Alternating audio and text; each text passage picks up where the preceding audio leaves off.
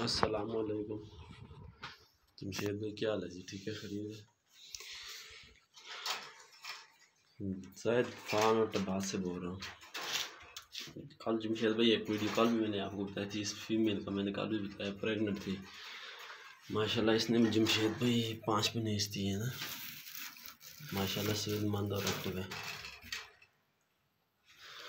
और ये कल वाली जो कल जिसने 13 दिए थे और बिल्कुल ये भी ठीक है, सेहतमंद और एक्टिव है। इनको दूध पिलाना पड़ता है। और ये फीमेल भी एक प्रेग्नेंट है। ये मेरा ख्याल है दूसरे क्लास के बच्चे जो थे, ये वो पहले क्लास के जो है वो मर गई थी, मेल और फीमेल। ये दूसरी क्लास की जो जब मरी थी उस वक्त इसके 8 बनीज थे, 3 ये रह गए और 3 ये रह गए थे।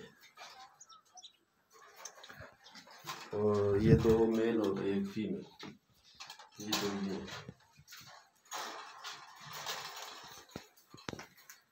ये दोनों मेल है जी। जो जैद फार्म अब्बास से कामयाब तरीन जा रहा है माशाल्लाह। तो ये इनका वज़न तकरीबन पूरा होने वाला है जी। तो ये इंशाल्लाह आपको जल्द दूंगा।